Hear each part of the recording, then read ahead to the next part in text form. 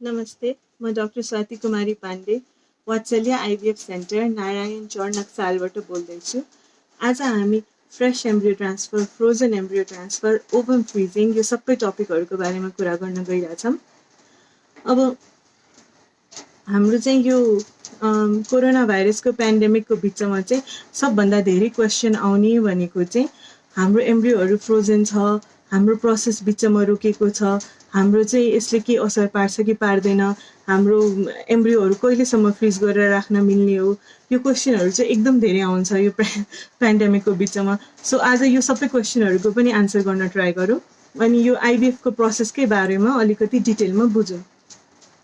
अब यो कोरोना भाइरसको पेन्डेमिकको बिचमा चाहिँ अहिले तपाईँ प्रेग्नेन्ट हुनुहुन्न भने चाहिँ सकेसम्म प्रेग्नेन्सी अहिले अभोइड गर्नु।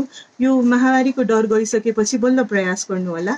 अनि इनकेस प्रेग्नेन्ट हुनुहुन्छ भने चाहिँ आफ्नो केयर एकदम धेरै गर्नु, रोगबाट चाहिँ आफूलाई जोगाउनु। ओके, सो अब आइभीएफको पहिला मेन टपिकमा आउँ।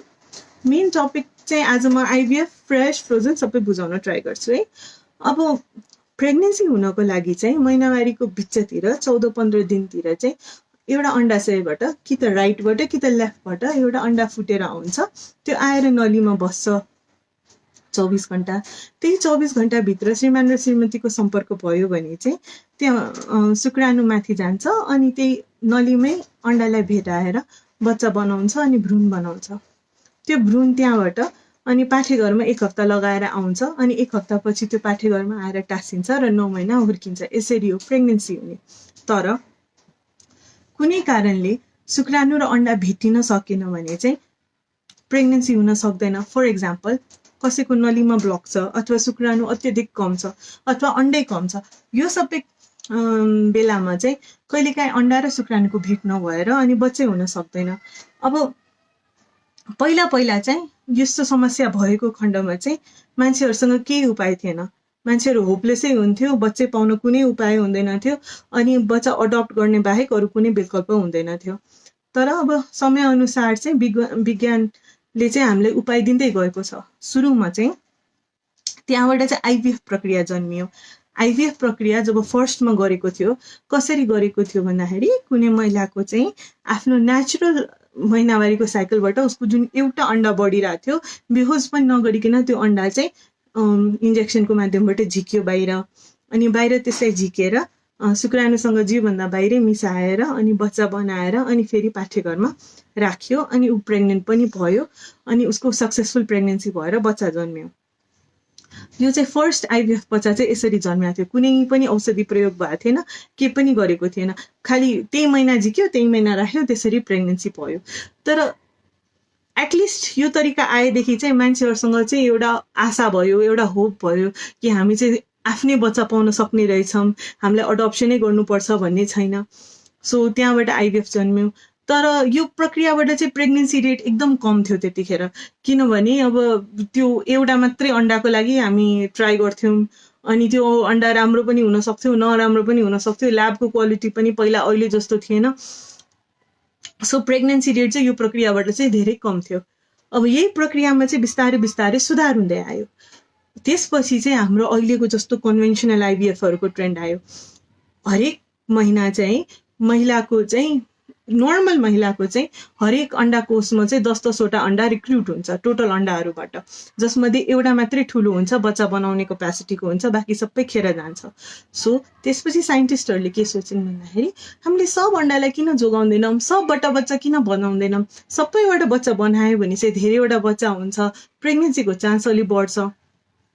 अनि त्यसपछि चाहिँ अब आइभीएफ अहिले हामी जस्तो गर्छौँ त्यस्तो खालको प्रक्रिया आउन थाल्यो। महिनावारीको दोस्रो दिनदेखि चाहिँ 10-12 दिन इन्जेक्सन लगाउने, पहिला त झन् लामो इन्जेक्सन लगाउँथ्यो, 24-25 दिनै लगाउँथ्यो। तर अहिले चाहिँ अब 10-12 दिनसम्म चाहिँ त्यो घट्दै आएको छ प्रक्रिया समयअनुसार चाहिँ। सो इन्जेक्सन लगाउने अनि अण्डाहरू जति छ सब बाहिर निकाल्ने, जीवभन्दा बाहिरै बच्चा बनाउने अनि त्यसपछि त्यो बच्चालाई पाठेघरमा टाँसिनको लागि राखिदिने, यो प्रक्रिया आयो। अनि यो प्रक्रिया आएपछि चाहिँ प्रेग्नेन्सी रेट चाहिँ झट्ट बढेर गयो, धेरै मान्छेहरू प्रेग्नेन्ट हुन थाले। तर अब मानौँ 4-5 वटा भ्रूण बन्यो भने चाहिँ त्यो भ्रूणहरूलाई फाल्न चाहिँ माया लाग्ने, अनि सबै पाठेघरमा राख्दाखेरि चाहिँ मान्छेलाई एकैचोटि 4-5 जना बच्चा एकैचोटि बस्दिने, 6 वटा बच्चा समेत बस्दिएको छ। अनि त्यो डेलिभरी गर्दाखेरि चाहिँ आमालाई पनि रिक्स, बच्चालाई पनि रिक्स। त्यसपछि चाहिँ फेरि अर्को समस्या आइपुग्यो यो तरिका आएपछि चाहिँ। अब धेरैवटा बच्चा बस्दिने, अनि यसरी गाह्रो हुने, अनि एम्ब्रियो फाल्न पनि माया लाग्ने। तर त्यसपछि चाहिँ के डिसिजनमा पुग्यो भन्दाखेरि चाहिँ हामी धेरैवटा भ्रूण चाहिँ नराखौँ पाठेघरमा, बरु फाल्ने भए एम्ब्रियोहरू फाल्दियौँ। अनि एम्ब्रियोहरू चाहिँ फाल्न थाल्यो। त्यसपछि चाहिँ अब यसरी चाहिँ एम्ब्रियो फाल्यो भने त अब खेर गयो। कुनै महिलालाई कति गाह्रो, इन्जेक्सन लगायो, बच्चा बनायो, अनि त्यसपछि चाहिँ प्रेग्नेन्सी आएन भने चाहिँ पूर्ण प्रक्रिया फेरि गर्नुपर्ने। सो त्यसपछि चाहिँ फ्रिजिङको कन्सेप्ट आयो। मान्छेहरू, वैज्ञानिकहरूले के सोचेन् भन्दाखेरि अब कुनै तरिका छ कि हामीले यो जुन भ्रूणहरू छ त्यसलाई चाहिँ फेरि पनि प्रयोग गर्न मिल्ने, फ्रिज गरेर जस्ताको तस्तै राख्न सकिन्छ कि। त्यहाँबाट चाहिँ फ्रिजिङको विकास हुँदै आयो। अनि अहिले चाहिँ त्यो प्रक्रिया एकदम पर्फेक्ट भएको छ। हामीले भ्रूण फाल्नै पर्दैन। एकचोटि प्रयोग गरेको भ्रूण प्रयोग गर्यो, अनि बाँकी जुन हामीले त्यो बेलामा राख्दैनौँ त्यसलाई फ्रिज गरेर राखे हुन्छ। भोलि पर्सि अर्को टाइममा इनकेस प्रेग्नेन्सी भएन भने त्यही प्रयोग गरेर प्रेग्नेन्सी गराउन सकिन्छ। त्यो प्रक्रिया आएदेखि चाहिँ आइभिएफ झन् धेरै सेफ भयो, अनि कस्ट इफेक्टिभ भयो। जुन हिसाबले पैसा हालेको छ, एकचोटिमा चाहिँ प्रेग्नेन्सी भएन। मानौँ 8वटा बच्चा बन्यो भने एकचोटिमा हाल्दाखेरि 2टा राख्दाखेरि प्रेग्नेन्सी भएन भने त 6वटा बाँकी भयो। सो 2-2वटा गरेर फेरि राख्न पाइयो। अनि हालेको पैसा अनुसार रिजल्ट आउन थाल्यो। आइभिएफ धेरै पपुलर हुन थाल्यो, धेरै सक्सेसफुल हुन थाल्यो। यहाँबाट चाहिँ फ्रिजिङको विकास भयो। तर अब आइभिएफको रिक्सहरू पनि यो बेला पनि रिक्स पूर्ण रूपले नहुने चाहिँ थिएन। रिक्स चाहिँ कस्तो थियो भन्दाखेरि जो मान्छेलाई चाहिँ पोलिसिस्टिक ओभेरियन सिन्ड्रोम थियो, अथवा एकैचोटि धेरैवटा अन्डा थियो, त्यो मान्छेलाई जसको धेरैवटा अन्डा निकाल्यो अनि फेरि पाठेघरमा भ्रूण राख्दाखेरि त्यसपछि चाहिँ ओभेरियन हाइपरस्टिमुलेसन सिन्ड्रोम भन्ने एउटा कन्डिसनमा चाहिँ पुगेको देखियो कि महिलाहरू, जसमा चाहिँ उहाँको जान सक्ने गरी आइसियुमै पुग्नुपर्ने गरी स्थिति आउँछ त्यो धेरैवटा अन्डा निस्केको बेलामा। अनि त्यो चाहिँ एकदम रिस्की भयो। अब त्यो धेरै रिस्की भएर चाहिँ त्यसपछि फ्रिज ओन्ली टेक्निक भनेर आयो कि यही आइभिएफमै। फ्रिज ओन्ली भनेको चाहिँ हामीले चाहिँ त्यो महिनामा चाहिँ अब यस्तो हाई रिस्क मान्छेहरूलाई चाहिँ नराख्ने पाठेघरभित्र, यिनीहरूको चाहिँ सबै फ्रिज गरिदिने, फ्रिज अल गरिदिने, अनि पछि मात्रै राख्ने यिनीहरूको भ्रूणहरू 1 महिना 2 महिना पछि मात्रै। त्यो गर्दाखेरि चाहिँ यो आइभिएफ प्रक्रिया पनि सेफ भयो। त्यही महिना प्रेग्नेन्सी भएन भने ओभेरियन हाइपरस्टिमुलेसनमा गएन। तर त्यो गर्दाखेरि चाहिँ के नोटिस गर्यो भन्दाखेरि जुन फ्रोजन एम्ब्रियोहरू थियो, जुन चाहिँ 1-2 महिना पछि हालिरहेथ्यौँ हामीले पाठेघरमा, त्यसबाट चाहिँ प्रेग्नेन्सी रेट चाहिँ अलि धेरै आइरहेको भनेर डक्टरहरूले रियलाइज गर्न थाल्यो है। नभए पहिला चाहिँ सबैको आइभिएफ त्यसरी नै गर्थ्यो कि हामी सुरुमा 2टा राख्थ्यौँ पाठेघरमा, अनि बाँकी सबै फ्रिज गरेर राख्थ्यौँ, अनि पछि प्रयोग गर्थ्यौँ। तर पछि चाहिँ हामीले जब रिजल्ट हेर्न थाल्यौँ, जुन चाहिँ फ्रोजन एम्ब्रियोहरू थियो तिनीहरूबाट चाहिँ प्रेग्नेन्सी धेरै आउने, त्यही महिना राखेको एम्ब्रियोबाट चाहिँ त्यति धेरै प्रेग्नेन्सी नआउने। अनि त्यसबाट चाहिँ अब फ्रिज अल भन्ने चाहिँ एउटा कन्सेप्ट आयो, जुन चाहिँ अहिले म पनि प्रयोग गर्छु। अहिले धेरै ठाउँमा चाहिँ अहिले फ्रिज अलकै ट्रेन्ड भइरहेछ, जसमा चाहिँ हामीले त्यही महिना चाहिँ भ्रूण राख्दैनौँ पाठेघरमा। चाहिँ हामी चाहिँ कस्तो गर्छौँ भन्दाखेरि त्यो 1 महिनामा चाहिँ सबै महिनावारीको दोस्रो दिनदेखि 10-12 दिन इन्जेक्सन लगाउँछौँ, अनि सब अन्डाहरूलाई बाहिर निकाल्छौँ, जिउभन्दा बाहिरै बच्चा बनाउँछौँ, अनि त्यो फ्रिज गरेर राखिदिन्छौँ। अनि त्यसपछि चाहिँ अर्को महिनामा बल्ल त्यो बच्चाहरूलाई पाठेघरमा राख्न थाल्छौँ। यसलाई चाहिँ फ्रिज अल टेक्निक भन्छ। यसको यो आएको भनेकै त्यो पछि चाहिँ त्यो फ्रोजन एम्ब्रियोजहरूबाट चाहिँ धेरै प्रेग्नेन्सी आउन थालेको देखेर। अब यो फ्रोजन एम्ब्रियोजबाट चाहिँ किन धेरै प्रेग्नेन्सी आउँछ, त्यसको चाहिँ लजिक के छ भन्दाखेरि जुन औषधिहरूले चाहिँ हामीले अन्डा बढाउनको लागि प्रयोग गर्छौँ, त्यो औषधिहरूको चाहिँ अलिकति पाठेघरको लाइनिङमा चाहिँ नकारात्मक असर हुन्छ। त्यही भएर त्यही महिना चाहिँ हामीले पाठेघरमा भ्रूण राख्यो भने चाहिँ प्रेग्नेन्सी नआउन पनि सक्छ। तर अर्को महिना जब त्यो औषधिको असरहरू जिउबाट बाहिर निस्किन्छ अनि हामीले भ्रूणहरू लिएर पाठेघरमा राख्यो भने चाहिँ फेरि प्रेग्नेन्सी आउने सम्भावना बढेको देखियो। सो अहिले चाहिँ फ्रिज अल गर्छौँ। अनि म चाहिँ सबैको पोलिसिस्टिक होस् नहोस् सबैको नै फ्रिज अल नै प्रिफर गर्छु, प्रेग्नेन्सी रेट अलिक बढी भएको हुनाले। सो अहिलेको टाइममा, यो कोरोना भाइरसको टाइममा जतिजनाको चाहिँ भ्रूणहरू फ्रोजन छ, तपाईहरू ढुक्क भएर बस्नु, कुनै पनि भ्रूणमा केही पनि नकारात्मक असर पुर्नेवाला छैन, सबै राम्रै हुँदैछ। अनि जति लामो ग्याप पाउनुहुन्छ खासमा त्यो त्यति राम्रो हो के तपाईँको लागि। हामीले चाहिँ कतिपय हतारिनु पर्ने हुन्छ। अब तपाईँहरूलाई पनि हतार हुन्छ, अब चाँडै चाँडै बच्चा पाउँ, धेरै नकुरौँ, घरमा प्रेसर गयो, त्यो भयो। त्यो हतारेर चाहिँ पाठेघर राम्रो हुनुभन्दा चाहिँ अलिकति ग्याप राख्यो भने झन् धेरै राम्रो हुन्छ।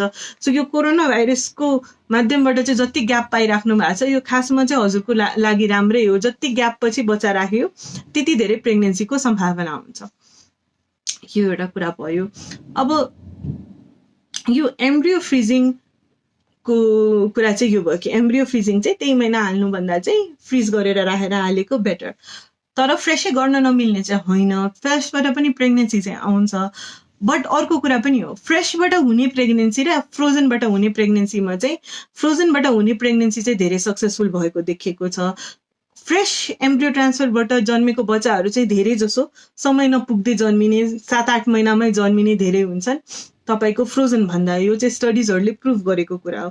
त्यो भएर पनि फ्रोजनतिर चाहिँ अलिकति बढी गइन्छ। अनि फ्रोजनको अर्को बेनिफिटहरू पनि छ, जस्तो कि सधैँ हामी आइभीएफ निसन्तानताकै लागि भनेर गर्दैनौँ। कहिलेकाहीँ चाहिँ अब पटक पटक अबोर्सन भइरहेछ, जाँच गर्दाखेरि चाहिँ कि त मदरको कि त फादरको जिन्सहरूमा खराबी आयो, अनि बच्चाको पनि जिन्समा समस्या आएको हुनाले, भ्रूणहरू राम्रो नबनेको हुनाले भ्रूणहरू पटक पटक अबोर्सन भएर गइरहेछ। यस्तो बेलामा चाहिँ हामीले भ्रूणलाई जाँच गरेर, जसलाई चाहिँ पिजिडी भन्छ, जुन चाहिँ मैले अस्ति अर्को टपिकमा एक्सप्लेन गरेको थिएँ, त्यो जाँच गरेर अनि बल्ल हाल्नुपर्ने हुन्छ। सो हामीले त त्यो त मिल्दैन हाल्नको लागि। फ्रेसमा त हामीले जाँचै गर्न मिलेन, जाँचेर हाल्नको लागि भ्याउँदैन, जाँचै गर्न 2-3 हप्ता कम्तीमा लाग्छ। सो त्यसको लागि चाहिँ फ्रोजन साइकलको बेनिफिट भयो। कुनै कारणले तपाईँले ट्रान्सफर गर्न सक्नु भएन त्यही महिना, फर इक्जाम्पल कहिलेकाहीँ घरमा कसको के इमर्जेन्सी पर्छ, कसको फ्यामिलीमा के बित्छ, कसैलाई थाहा हुँदैन, त्यही महिना चाहिँ प्रेग्नेन्ट हुन चाहिँ इफ केही भएर चाहिँ अपर्च्युनिस्टिक भएन, राम्रो भएन तपाईँको लागि भने त जुन बेला पनि एम्ब्रियो फ्रिज गरेर राख्न मिल्यो, पछि गर्न मिल्यो। फ्रोजन चाहिँ त्यो भएर धेरै धेरै कारणको लागि चाहिँ बेटर छ। मानौँ पाठेघरमा चाहिँ पानी पलाइदियो, हामीले फ्रेस गर्ने प्लान गऱ्यौँ, अनि यो महिना चाहिँ पाठेघरमा पानी पलाइदियो अथवा पलिप आइदियो अथवा कुनै मासु पलाइदियो होइन।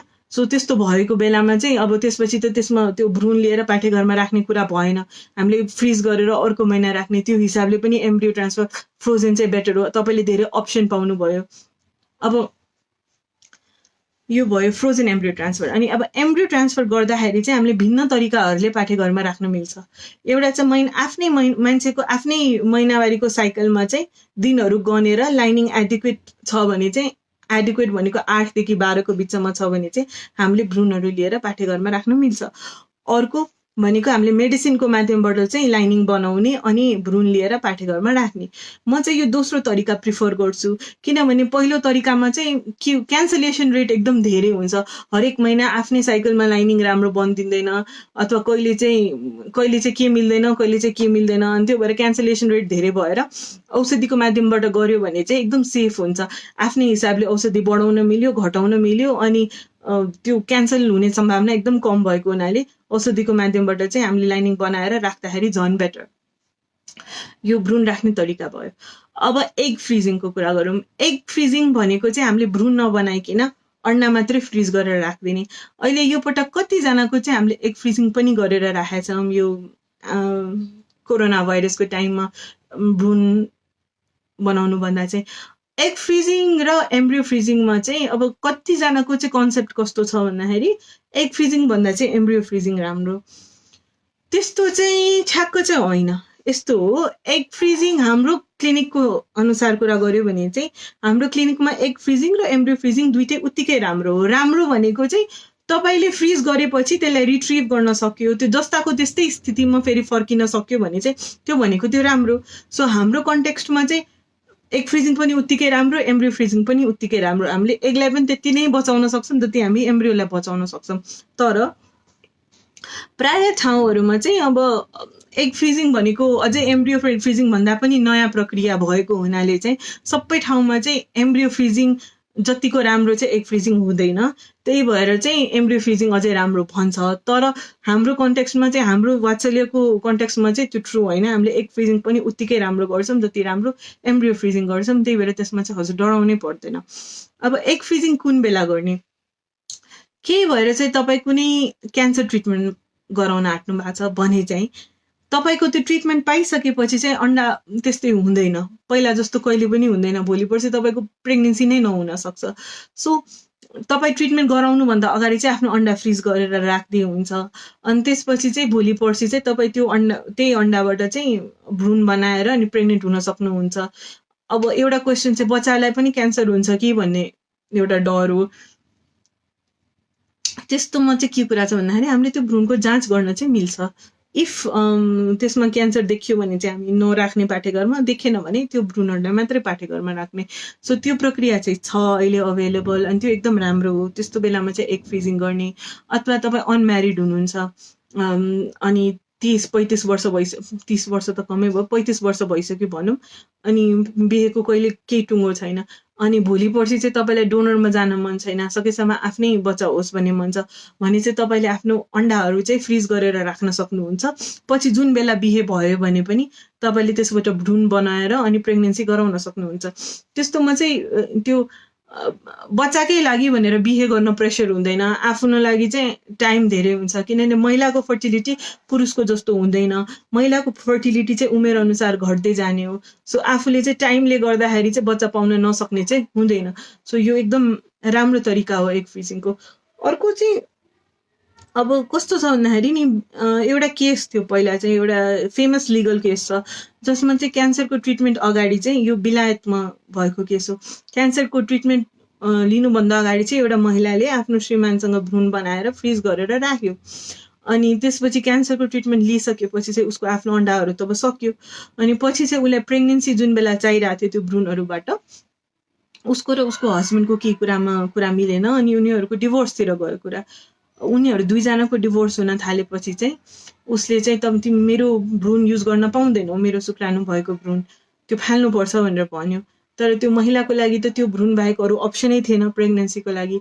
सो उसले चाहिँ कोर्टमा केस फाइल गर्यो, तर केसले पनि बच्चा चाहिँ दुईटैको भएको हुनाले त्यो भ्रूणहरूलाई चाहिँ फाल्न लगायो, अनि त्यो महिलाले बच्चै पाएन। सो जुन बेलामा चाहिँ भोलि पर्सि जिन्दगीको के परिस्थिति हुन्छ त्यो थाहा हुँदैन, त्यस्तो बेलामा चाहिँ आफ्नो अन्डा नै फ्रिज गरेर राख्यो भने चाहिँ त्यो बेटर हो। तर अब यो एउटा केस भयो त्यस्तो, तर अब लाइफमा स्योरिटी छ, अब कपालको पुरा प्लानिङ भइसक्यो बच्चा पाउने, आज भोलिको कुरा मात्रै हो भने चाहिँ भ्रूणै फ्रिज गरेर राखे पनि हुन्छ, त्यो पनि धेरै राम्रो कुरा हो। यो भयो एग फ्रिजिङ, एम्ब्रियो फ्रिजिङ, दुईटैको कुरा, र फ्रेस र फ्रोजन है। अब एकचोटि क्वेसनहरू हेरौँ।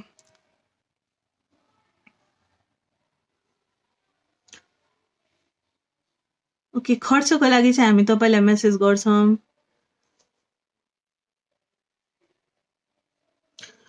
म्याम, म प्रेग्नेन्ट छैन र महिनावारी भएको छैन, तर मेरो 6-7 भयो, तल्लो पेट दुख्छ, ढाड पनि दुखेको छ, के कारणले हुन सक्छ होला, कृपया बताइदिनु त। ओके, यस्तो हो, अब प्रेग्नेन्ट हुनुहुन्न अनि महिनावारी अलिकति पर गएको छ भने आत्तिनु पर्दैन। महिनावारी पर जाने अन्य कारणहरू हुन्छ, तपाईँको होर्मोनको गडबडी हुनसक्छ, मानसिक तनाव हुनसक्छ, कसैको चाहिँ पिसिओएस अथवा कुनै सिस्टहरू पलाएर पनि महिनावारी अलिकति गडबड हुन्छ। यो एकचोटि मात्रै यस्तो भएछ भने त झनै आत्तिनु परेन। इनकेस अब यो पटक पटक इरेगुलर हुन्छ भने चाहिँ तपाईँलाई चाहिँ पिसिओएसको समस्याहरू हुनसक्छ, अनि एकचोटि क्लिनिकमा चाहिँ यो लकडाउन खोलेपछि आएर जसाउनु होला।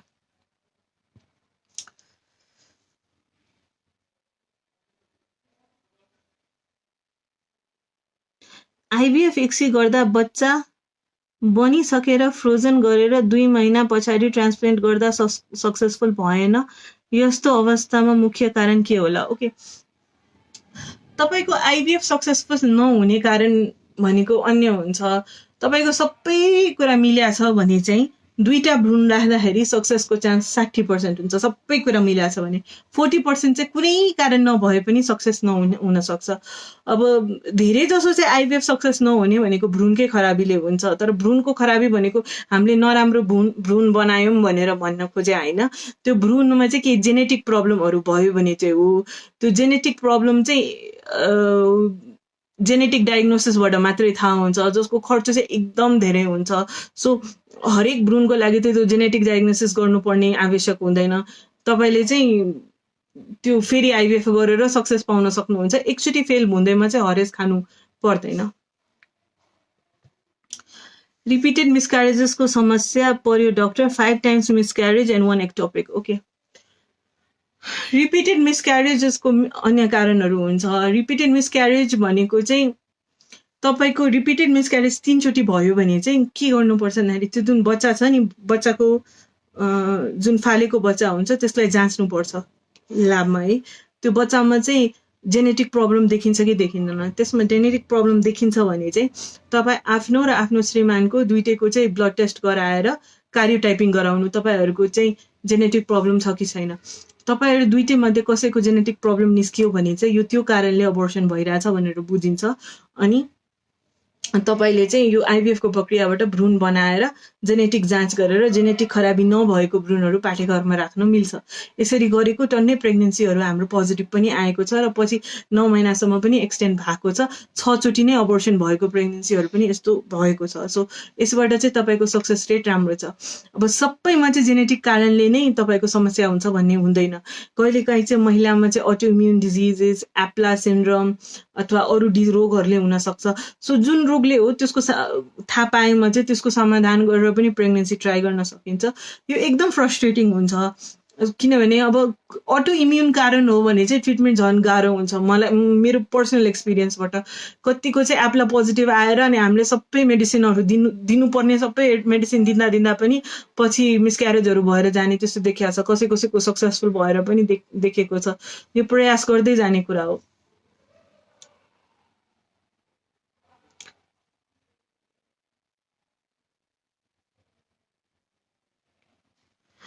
मेरो चाहिँ 2 मन्थ भयो पिरियड नभएको ma'am. I have fibroid. Okay, fibroid र पिरियडको त खासै केही होइन, सम्बन्धै नभए त नभनौँ। फाइब्रोइड भएको बेलामा, फाइब्रोइड भनेको चाहिँ पाठेघरमा मासु पलाउनु हो। पाठेघरमा मासु पलायो भने चाहिँ एकदम धेरै वालवालै रगत धेरै जान्छ महिनावारीमा, र महिनावारी धेरै दुख्छ पनि। तर त्यसले गर्दा पिरियड नहुने चाहिँ हुँदैन। तपाईँ प्रेग्नेन्सी टेस्ट गरेर हेर्नु, प्रेग्नेन्ट पनि हुन सक्छ अथवा अरू कारण पनि हुनसक्छ। एकचोटि जाँचकै लागि आउनु होला। फाइब्रोइडले गर्दा पिरियड नहुने चाहिँ हुँदैन। लास्ट मिसक्यारेज बिफोर 1 इयर, अहिले बच्चा बसेको छैन। प्रोल्याक्टिन हाई छ ma'am. Okay, so in case हजुरको मिसक्यारेज भएको छ अनि बच्चा बसेको छैन भने अहिले तपाईँ नआतिनु। अब मिसक्यारेज पछि चाहिँ कहिलेकाहीँ इन्फेक्सन भएर नली ब्लक हुनसक्छ। सो एकचोटि नलीको टेस्ट गर्ने। नली खुला छ भने आज भोलिको कुरा हो, तपाईँको बस्छ होला बच्चा। इन केस नलीमा समस्या देखियो भने चाहिँ हजुर आउनु क्लिनिकमा, हामी उपचार गरौँला। प्रोल्याक्टिन हाई छ। प्रोल्याक्टिन हाई भयो भने चाहिँ कतिको हाई छ त्यसमा भर पर्छ। अलिकति हाई छ भने औषधिबाट चाहिँ कन्ट्रोल भएर आउँछ। प्रोल्याक्टिन भने एउटा होर्मोन हो होइन, अनि त्यो कन्ट्रोलमा आयो भने चाहिँ बच्चा बसेर जान्छ। इनकेस तपाईँको प्रोल्याक्टिन धेरै नै हाई छ भने चाहिँ एकचोटि टाउको चाहिँ एमआरआई गरेर हेर्नुपर्छ। कहिलेकाहीँ चाहिँ सानसानो ट्युमर्सहरू त्यो दिमागमा पलाएर पनि प्रोल्याक्टिन बेसी निकालिरहेको हुन्छ, अनि कहिलेकाहीँ त्यसको अपरेसन गरेर अनि बल्ल प्रेग्नेन्सी ट्राई गर्नुपर्ने हुन्छ। तर प्रोल्याक्टिन चाहिँ एकदम ट्रिटेबल कन्डिसन नै हो, त्यही भएर त्यसमा आत्तिनु चाहिँ पर्दैन। म्याम पिसिएस भयो भने नर्मली कन्सिभ गर्न मिल्छ कि मिल्दैन? डेफिनेटली मिल्छ। पिसिएस त एकदम धेरै देखिन्छ अहिलेको जमानामा चाहिँ। हुन चाहिँ डायग्नोसिस अफ एक्सक्लुजन भन्छ। त्यो भनेको चाहिँ अरू पिसिएस नै भन्नको लागि चाहिँ हामीले अरू सबै रोगहरू यो होइन भनेर भनेपछि बल्ल यो पिसिएसको डायग्नोसिस दिन मिल्छ। त्यस्तो गर्दा गर्दा पनि 5 जनामा चाहिँ 1 जनालाई चाहिँ पिसिएस भएकै देखिन्छ। अहिलेको जमानामा चाहिँ पिसिएस एकदम कमन कन्डिसन पनि हो र 99% धेरै भयो, 90% चाहिँ नेचुरली नै कन्सिभ गर्छन्। तर त्यो नेचुरल कन्सेप्सन चाहिँ हाम्रो अलिकति औषधिको हेल्पले चाहिन्छ। पिसिएसमा चाहिँ अन्डा नबन्ने समस्या हुन्छ। महिनावारीको बिचतिर जुन एउटा अन्डा ठुलो भएर आउनुपर्ने हो त्यो आउँदैन। सो हामीले अलिकति औषधिको हेल्प दिएर त्यो अन्डा ठुलो बनाइदियो भने चाहिँ तपाईँ नेचुरली भनेको बेलामा सम्पर्कमा बस्नुभयो भने चाहिँ प्रेग्नेन्ट हुन सक्नुहुन्छ।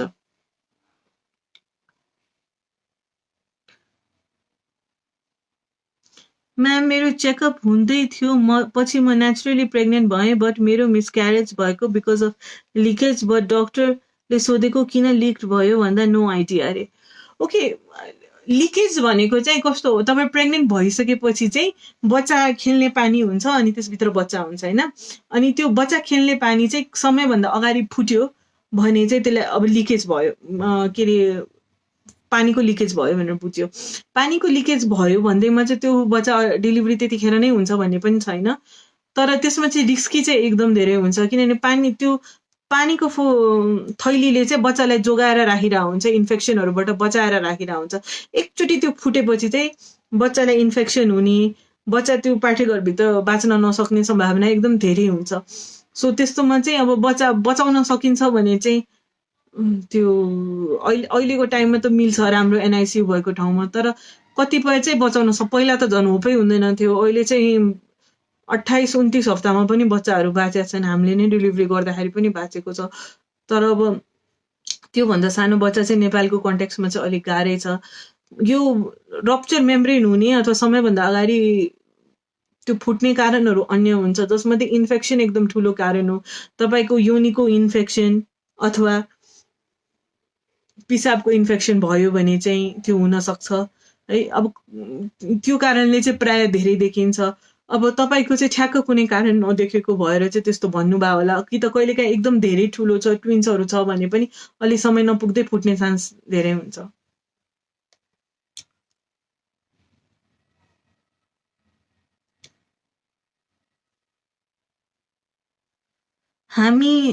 हाम्रो गर्भवती भएको अब 2 महिना भयो। अब के कस्तो औषधि प्रयोग गर्नु पर्दछ र कति महिनापछि अल्ट्रासाउन्ड गर्नु पर्दछ? अनि हजुरको क्लिनिक लकडाउन पछि मात्र खुल्ने हो कि के हो? के होला? ओके, जुन महिलाहरू चाहिँ प्रेग्नेन्ट हुनुहुन्छ उहाँहरूलाई चाहिँ हामी हेरि नै रहेछौँ। हाम्रो क्लिनिक चाहिँ त्यसको लागि चाहिँ बन्द भएको छैन। हप्ताको 2 दिन खोल्छौँ, अनि जो प्रेग्नेन्ट भइसक्नु भएको छ उहाँहरू चाहिँ आएर हामीलाई जचाए हुन्छ, किनभने प्रेग्नेन्सीमा चाहिँ अलिक पेसेन्टलाई चाहिँ गाह्रै हुन्छ, जुन बेला पनि इमर्जेन्सी पर्न सक्छ। तर हामी अहिले नयाँ मान्छेहरूलाई चाहिँ प्रेग्नेन्ट बनाइरहेको छैनौँ, त्यही एपिडेमिक भएर, यो कोरोना भाइरस भएर। अनि त्यो किनभने अहिले चाहिँ सेफ हुँदैन, अनि अब जो प्रेग्नेन्ट हुनुहुन्छ उहाँहरूलाई नै चेकअप गराउन कस्तो गाह्रो छ। सो त्यो स्थिति नआओस् भनेर अब 2 महिना प्रेग्नेन्ट भइसक्नु भएको छ भनेपछि लगभग 8 हप्ता भएको छ। अहिले 4 हप्ता अझै फोलिक एसिड खानु पर्यो। 4 हप्तापछि चाहिँ तपाईँले आइरन क्याल्सियम सुरु गर्ने हो, 9 महिनासम्मै। अब अरू औषधिहरू हेरेर राख्नुपर्छ, तर सामान्य जसको पनि। अनि भिडियो एक्सरे चाहिँ एकचोटि 3 महिनामा, एकचोटि 5 महिनामा र एकचोटि 8 महिनामा कम्तीमा गराउनुपर्छ। प्रोल्याक्टिनको मेडिसिन खाँदैछु म्याम, त्यो राम्रो हो। प्रोल्याक्टिनको मेडिसिन खाँदा खाँदा प्रेग्नेन्सी हुन्छ। प्रोल्याक्टिनको अन्य मेडिसिन हुन्छ, एउटा ब्रोमोक्रिप्टिन भन्ने हुन्छ, एउटा क्याबरगोलिन भन्ने हुन्छ, जुन धेरै प्रयोग गरिन्छ। ब्रोमोक्रिप्टिन चाहिँ प्रेग्नेन्सीमा खान मिल्छ, क्याबरगोलिन चाहिँ मिल्दैन। तपाईँ कुन चाहिँ खाँदै हुनुहुन्छ? पिसिओडीको केसमा आइयुआईको चान्स कतिको हुन्छ म्याम? आइयुआई भनेको चाहिँ पिसिओडीको लागि बनेको प्रक्रिया होइन। आइयुआई भनेको चाहिँ खासमा चाहिँ शुक्राणुको कमीको लागि हो। इनकेस शुक्राणु कम छ, कमजोर छ भने चाहिँ एउटा सेन्ट्रिफ्युज मसिनमा त्यो शुक्राणुलाई राखेर प्रोसेस गर्ने। राम्रो शुक्राणु माथि आउँछ अनि नराम्रो मरेको शुक्राणु तल जान्छ। माथिको राम्रो शुक्राणुहरू छनौट गरेर पाठेघरमा राखिदिने, अनि त्यसपछि अन्डा जुन फुटेर आएर नलीमा बसिरहेको हुन्छ त्यो अन्डालाई भेटाएर शुक्राणुले बच्चा बनाउँछ। त्यो चाहिँ शुक्राणुको कमीको लागि गर्ने हो, पिसिओएसको समस्याको लागि गर्ने होइन। तपाईँको नेचुरलबाट हुने सम्भावना जति छ प्रेग्नेन्सी त्यति नै आइयुआईबाट छ, एक पिसिओएस मात्रै एउटा समस्या हो भने। पाठेघरको दायाँ नली बन्द छ, के गर्ने होला? तपाईँको एउटा नली बन्द छ भने नआत्तिनु, अर्को नलीबाट तपाईँको नेचुरली प्रेग्नेन्सी हुनसक्छ। तपाईँ 1 वर्षसम्म प्रयास गरेर हेरि हुन्छ। 1 वर्ष पनि प्रयास गरेर तपाईँको त्यो एउटा नलीबाट प्रेग्नेन्सी भएन भने चाहिँ हजुरले आइभिएफको बारेमा विचार गर्दा हुन्छ, किनभने प्राय जसो नली बन्द हुने कारण चाहिँ इन्फेक्सन हुन्छ। इन्फेक्सनले एउटा नलीलाई कहिले पनि इफेक्ट गर्दैन कि, किनभने एउटा पाठेघर हुन्छ, 2टा नली सँगसँगै जोडेकै हुन्छ। सो इन्फेक्सन चाहिँ म यता जान्छु यता जाँदै जाँदिनँ भनेर बसिरह हुँदैन। इन्फेक्सन भयो भने चाहिँ सबैतिर हुन्छ, एकतिर बढी एकतिर कम मात्रै होला। जुनतिर बढी छ त्यसमा पुरै ब्लक भयो, अनि जुनतिर चाहिँ कम छ त्यो अहिले खुल्ला देखिरहेछ।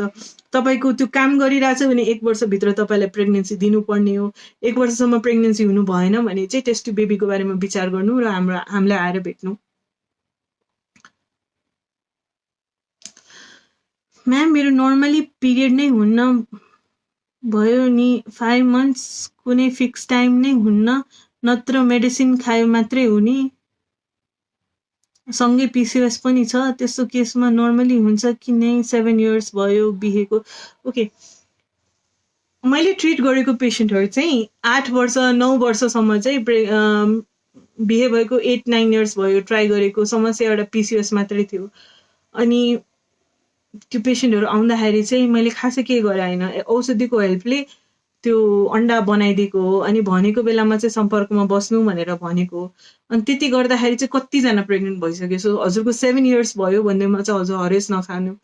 अब तपाईँ एकचोटि क्लिनिक आउनु, सबै जाँच गरौँला। अनि सबै जाँचमा तपाईँको एउटा PCOS भन्ने मात्रै खराबी देखियो भने चाहिँ हामी अगाडि 3 देखि 6 महिना चाहिँ तपाईँको नेचुरली ट्राई गरेर हेरौँला। 3 देखि 6 महिनामा पनि तपाईँ प्रेग्नेन्ट हुनु भएन भने चाहिँ अनि टेस्ट टु बेबीतिर जानु होला।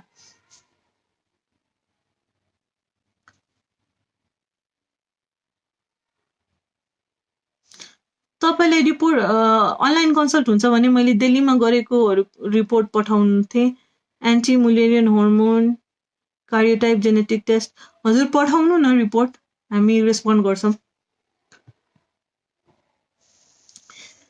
म्याम नमस्कार, ट्युब ब्लकको कारणले धेरै पटक IVF फेल भयो, 2 पटक त पोजिटिभ आए नि, धड्कन आएन, अब के गर्नुपर्छ? तपाईँको पोजिटिभ आएर धड्कन नआउनु भनेको ट्युब ब्लकले कारणले होइन। हामीले IVF गर्ने भनेकै ट्युब ब्लकको समस्यालाई हटाउनको लागि हो। ट्युबको काम भनेको एउटा मात्रै हो, त्यहाँ गएर चाहिँ अन्डा र शुक्राणु भेटिन्छ र बच्चा बन्छ। हामीले IVFमा त्यो ट्युबमा हुने कुराहरू सबै जिउभन्दा बाहिर गर्छौँ। सो ट्युब ब्लकले गर्दा चाहिँ हजुरको IVF नै चाहिँ फेल हुँदैन, नेचुरल चाहिँ फेल हुन्छ होइन।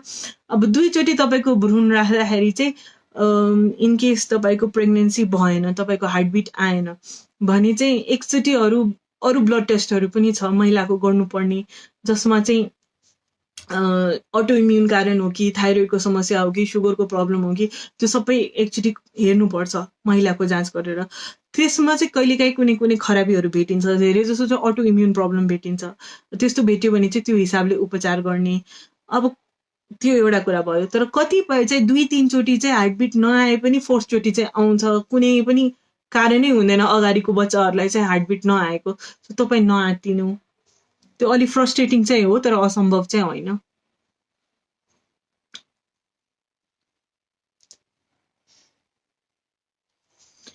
डाक्टर नमस्ते, मेरो IVF प्रेग्नेन्सी हो, अहिले 12 हप्ता भयो, एन्टी स्क्यान गर्नु कतिको आवश्यक छ अहिले लकडाउनले गर्दा?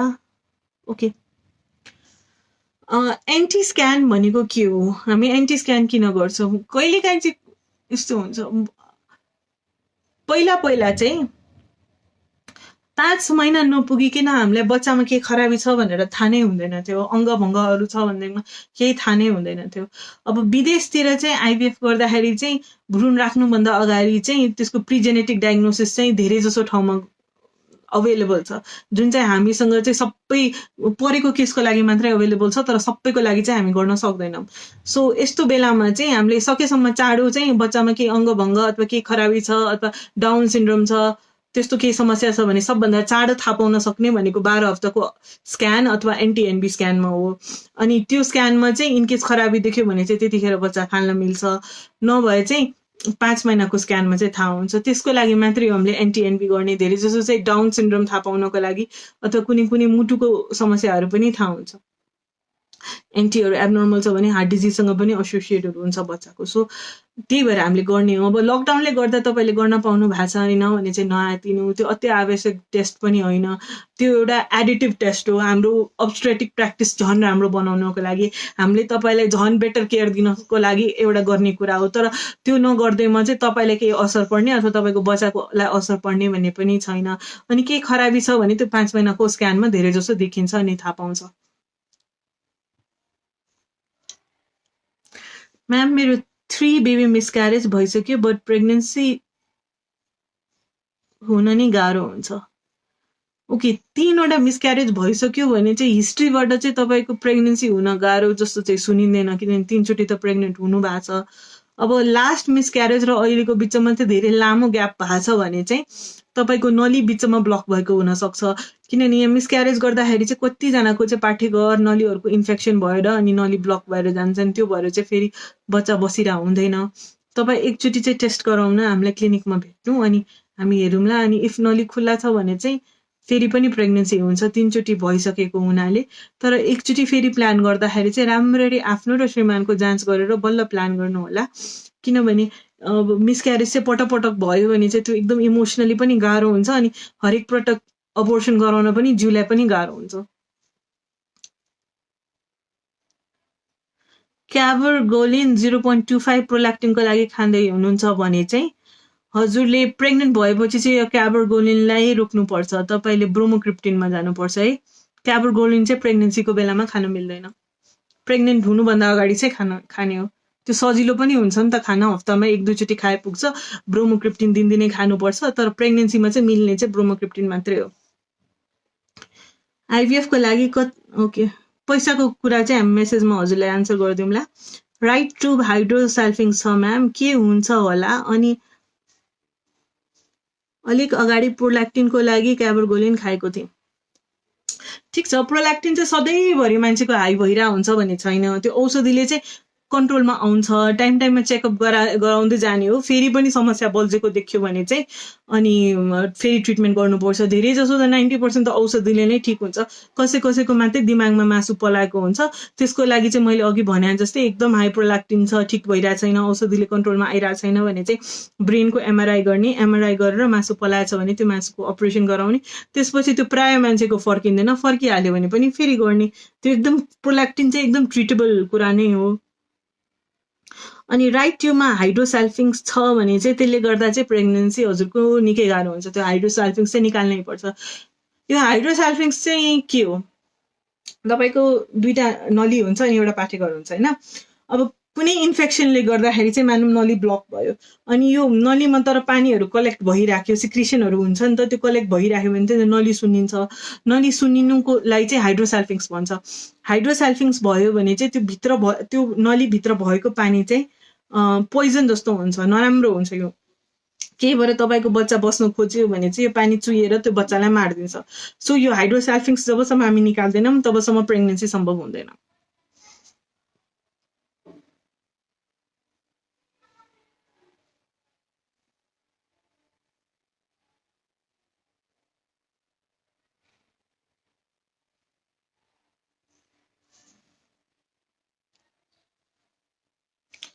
म्याम मिन्स नहुँदा प्लिज हेल्प मी, मेरो म्यारेज भएको 3 इयर्स कम्प्लिट भइसक्यो।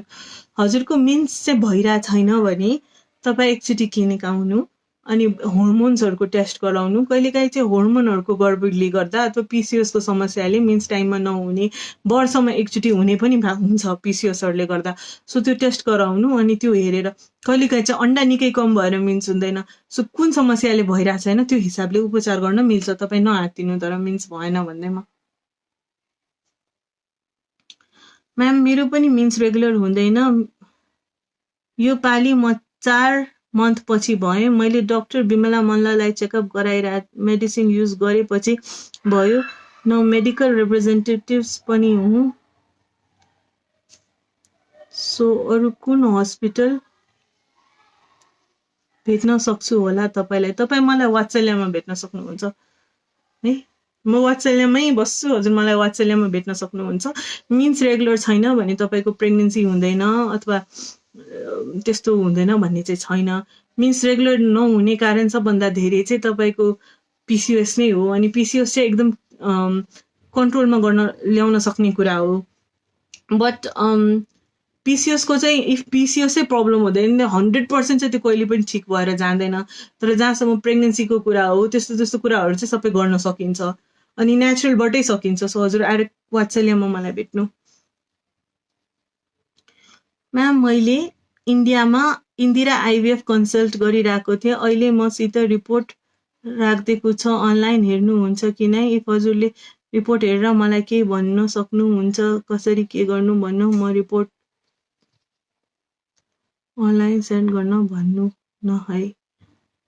ओके, तपाईँले हामीलाई मेसेज गर्नु न, मेसेज हेरेपछि हामी रिप्लाई गर्छौँ।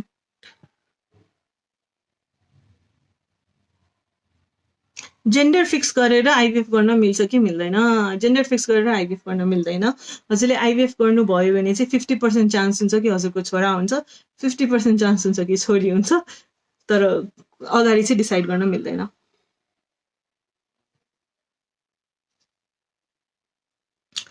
हजुर, म वात्सल्य आइभीएफ सेन्टर नारायण चोर नक्सालमा बस्छु। 2 नली बन्द हुँदा आइभीएफ गर्न मिल्छ। 2 नली बन्द हुँदा नै हो आइभीएफ गर्ने। आइभीएफ गर्ने भनेको त्यो आएकै भनेको अब सबै राम्रो छ अनि 2टा नली बन्द छ अनि बच्चा बन्ने ठाउँ नै तपाईँको ब्लक छ भने चाहिँ हामीले त्यसकै लागि नै आइभीएफ बनेर आएको हो कि हामी अन्डा बाहिर झिकौँ अनि शुक्राणु जिउभन्दा बाहिर ल्याउँ। जुन कुरा चाहिँ जिउभन्दा भित्र हुन्थ्यो त्यो सबै बाहिर गरेर बच्चाले चाहिँ खालि टाँसिनको लागि मात्रै पाठेघर भित्र राख्थ्यौँ। अनि नली ब्लकको लागि चाहिँ इफ आइभीएफ गर्नुहुन्छ नि सक्सेस रेट धेरै राम्रो छ। आइभीएफको सक्सेस रेट अहिले पहिला जस्तो छैन। पहिला चाहिँ आइभीएफको सक्सेस रेट कति थोरै मात्रै थियो, तर अहिले चाहिँ 60-70% 2टा भ्रूण राखेर 60-70% सक्सेस रेट दिन सकेका छौँ हामी। त्यो भनेको एकदम धेरै राम्रो हो।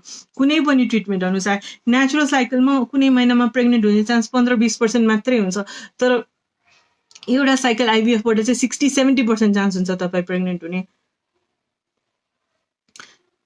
मेरो पनि मिन्स रेगुलर हुँदैन। मैले चेकअप गर्दा चाहिँ ओभरअल खाने भन्ने मेडिसिन युज गरिरहेको छु, किन भएको त्यस्तो भयो? ओभरअल भनेको चाहिँ कन्ट्रासेप्टिभ पिल्स हो होइन, त्यो चाहिँ बच्चा नहोस् भनेर युज गर्ने मेडिसिन हो कि परिवार नियोजनको लागि, तर त्यसको मेडिसिनल बेनिफिटहरू पनि छ जसको लागि चाहिँ हामी युज गर्छौँ। जस्तो कि एउटा चाहिँ पिरियड्स रेगुलर गराउनको लागि। जो मान्छेको पिरियड रेगुलर हुँदैन 6 महिना ओभरअल दिएर हेर्दाखेरि चाहिँ कतिपय मान्छेको त्यसपछि रेगुलर भएर आउँछ, कतिको हुँदैन। पिसिओएसको सधैँभरि ट्रिटमेन्ट हुन्छ भन्ने छैन। इनकेस पिसिओएस समस्या हो भने चाहिँ, अथवा जुनसुकै इरेगुलर मेन्सेसको कारण छ भने पनि ओभरअलले चाहिँ खालि तपाईँको सिम्टमलाई चाहिँ मन्थली गराउँछ। अनि कति मान्छेले चाहिँ 6 मन्थ्स खाइसकेपछि चाहिँ त्यसपछि आफै पिरियड रेगुलर भएर आउँछ, तर सबैको हुन्छ भन्ने छैन। अब यो ठ्याक्क किन हो भनेर तपाईँको ठ्याक्क किन पिरियड्स इरेगुलर भएछ भनेर थाहा पाउनको लागि चाहिँ हजुर क्लिनिकमा आएर जचाउनै पर्छ, किनभने इरेगुलर मेन्सेसको धेरैवटा कारण छ जसमध्ये सबभन्दा कमन चाहिँ पिसिओएस हो।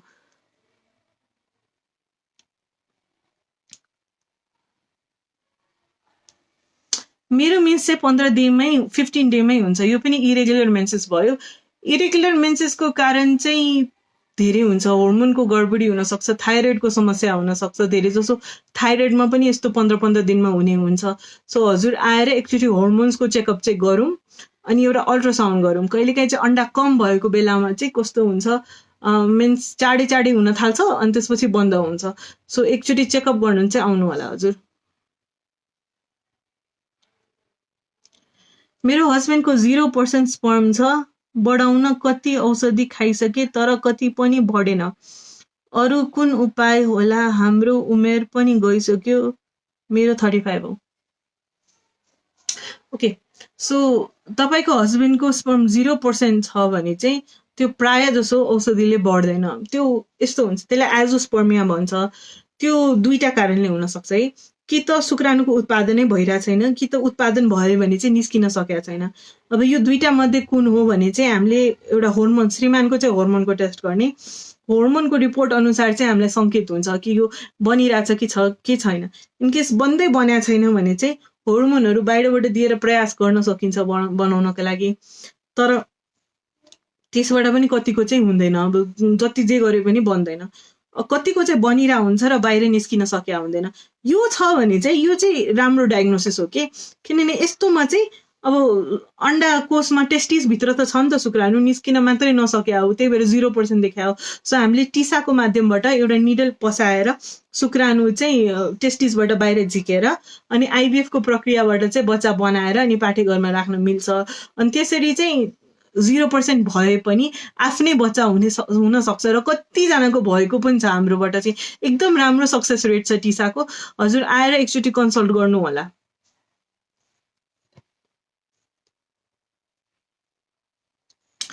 म्याम नमस्ते, एकवटा बेबी भएपछि पनि बेबी बस्दैन किन होला? हजुर यसलाई चाहिँ सेकेन्डरी इन्फर्टिलिटी भन्छ एकचोटि चाहिँ तपाईँको भइसक्यो बच्चा, तर पछि चाहिँ अब त्यतिखेर तपाईँको जुन बेला बच्चा भयो त्यतिखेर चाहिँ अरू कुनै समस्या थिएन होला, तर अब अहिले आएर चाहिँ अरू समस्याहरू देखा पर्यो।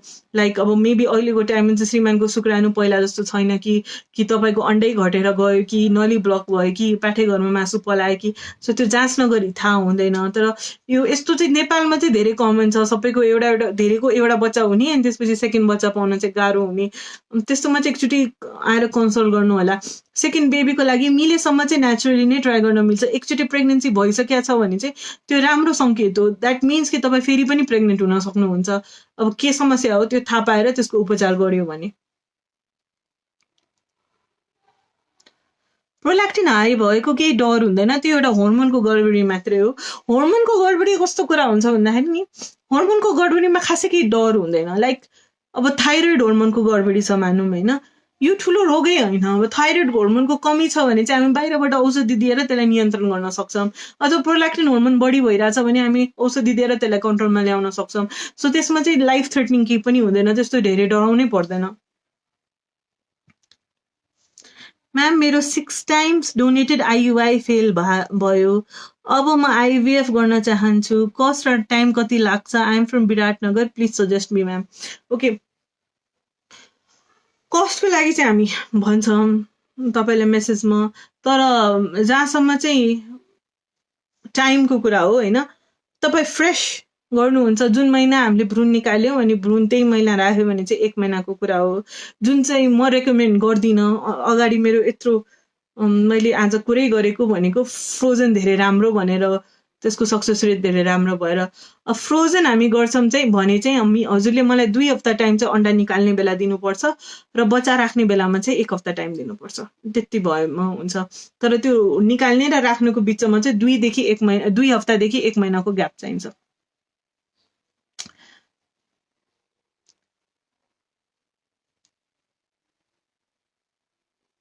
म्याम 1 इयर जति ट्राई गरेपछि बल्ल प्रेग्नेन्ट भएको थियो, अहिले एकदम हेभी ब्लिडिङ विथ क्लट्स भइरहेछ, अब मैले के गर्दा ठिक होला? बिहेको 5 इयर्स भयो। अहिले तपाईँ प्रेग्नेन्ट हुनुहुन्छ अनि यति धेरै ब्लिडिङ भइरहेछ भने यो मेसेज हेरेर त अबोर्सन भयो भनेर बुझिन्छ। हजुर तुरुन्तै इमर्जेन्सीमा गएर अल्ट्रासाउन्ड गराउनु पर्छ, अनि इनकेस तपाईँको बच्चा खेर गइसक्यो भने चाहिँ मेबी सफा गर्ने अथवा औषधि राखेर क्लिन गरेर अनि फेरि ट्राई गर्नुपर्ने हुन्छ। डक्टर म म्यारिड पनि हुँ, बेबीको लागि यो पालि ट्राई गरेको छु, 4 मन्थ पछि मिन्स भए, कतिको चान्स हुन्छ बेबीको? मैले अहिले फोलिक एसिड खाइरहेको छु। ओके गुड, तपाईँ फोलिक एसिड खाइराख्नु भएको छ भने that's very good. Folic acid चाहिँ बच्चा राख्नुभन्दा 3 महिना अगाडिदेखि नै खाएको एकदम राम्रो मानिन्छ। त्यसले चाहिँ बच्चाको ब्रेनको विकास राम्रो हुन्छ र अङ्गभङ्ग हुने सम्भावना कम हुन्छ। सो त्यो तपाईँ एकदम राम्रो गर्दै हुनुहुन्छ। अब त्यो भएन, अहिलेसम्म भएन भने चाहिँ नआत्तिनु। अब अहिले भर्खर ट्राई गर्दै हुनुहुन्छ अनि पिरियड्स इरेगुलर छ। ओके, पिरियड्स इरेगुलर भए पनि तपाईँले नडराइकन 1 वर्ष ट्राई गरे हुन्छ। 1 वर्षमा तपाईँको केही भएर प्रेग्नेन्सी भएन भने चाहिँ तपाईँ आउनु क्लिनिकमा भेट्नु, अनि हामी चाहिँ किन भइरहेको छैन त्यो मिलाइदिउँला। अब इफ अन्डा बढिरहेको छैन त्यो भएर तपाईँको पिरियड पनि इरेगुलर भइरहेछ जस्तो कि पिसिओसमा देखिन्छ, हामी अन्डा बनाइदिउँला अनि भनेको बेलामा सम्पर्कमा बस्नु। अथवा तपाईँ आत्तिराख्नु भएको छ भने अहिले पनि आयो हुन्छ, 1 वर्षै कुर्नुपर्छ भन्ने छैन। Can PCOS get totally cured? No. PCOS चाहिँ अब हुँदै क्योरै नहुने त होइन, तर कसैलाई चाहिँ तपाईँलाई औषधि दिएर अनि PCOS तपाईँको पूर्ण रूपले ठिक पारिदिन्छ भनेर भन्यो भने चाहिँ द्याट्स नट ट्रु, त्यो हुँदै हुँदैन। तपाईँको PCOS चाहिँ कन्ट्रोलमा आउन सक्छ, समयअनुसार त्यो ठिक भएर आफै पनि जान सक्छ। वेट लस गर्नुभयो, योगा गर्नुभयो, हेल्दी लाइफस्टाइल मेन्टेन गर्नुभयो, एकदम हेल्दी खाने भयो भने चाहिँ सर्टेन टाइम पछि चाहिँ PCOS धेरै हिसाबले चाहिँ कन्ट्रोलमा आउँछ। तर त्यसको कुनै ट्रिटमेन्ट दिएर चाहिँ तपाईँको PCOS ठिक गर्न सकिने चाहिँ हुँदैन। मेरो 2 छोरी जोटी मिसक्यारेज भयो, बेबी हार्टबिट नभएर सबै चेकअप गरे नर्मल छ, के गर्दै ठिक होला? पिरियड 33 डेजमा हुन्छ मेरो। 33 डेजमा हुन्छ भने त्यो नर्मल रेगुलर साइकल हो। 2 चोटि मिसक्यारेज भयो भने पनि 3rd टाइम सक्सेसफुल प्रेग्नेन्सीको चान्स 80% हुन्छ। तपाईँ फेरि ट्राई गर्नु, केही गर्नु पर्दैन। रिपोर्ट सबै नर्मल छ भने। डाक्टर नमस्ते, आइभीएफ प्रेग्नेन्सी हो, अहिले म 11 हप्ता रनिङ छु, त्यसैले मेरो एन्टी स्क्यान गर्नुपर्ने, लकडाउनले गर्न पाएन। ओके, एन्टी स्क्यान चाहिँ गरेको त राम्रो हो, त्यसले चाहिँ हामीले अगाडि नै डाउन सिन्ड्रोमहरूको सङ्केत दिन्छ, तर भएन भने नआतिनु, यो कुनै इमर्जेन्सी होइन, पछि 5 महिनाको स्क्यान चाहिँ राम्ररी गराउनु होला।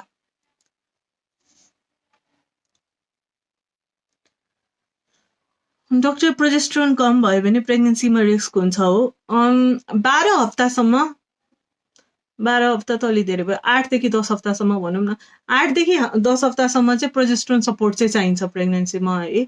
तर त्यो चाहिँ हाम्रो बडीले आफै नै बनाइरहेको हुन्छ, दिइरहेको हुन्छ कि नेचुरल प्रेग्नेन्सीहरूमा चाहिँ त्यो प्रोजेस्टेरोन हामीले आफ्नो बडीले आफै नै सिक्रिट गरिरहेको हुन्छ, जसले चाहिँ त्यो बच्चालाई मेन्टेन गरिरहेको हुन्छ जबसम्म बच्चाले आफै प्रोजेस्टेरोन ननिकालुन्जेलसम्म।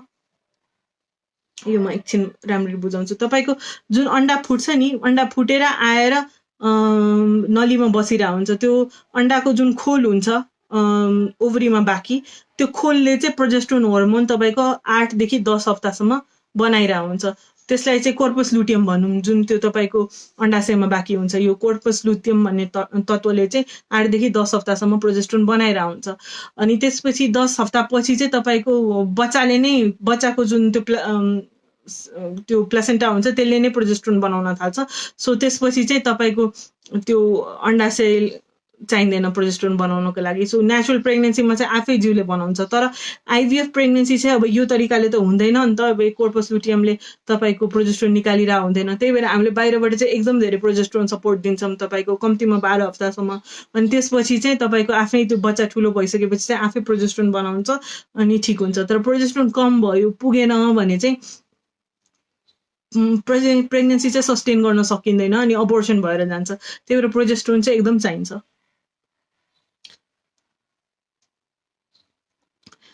डाक्टर, मेरो एफएसएच हर्मोन बढी छ। हजुर, एफएसएच हर्मोन कति बढी छ?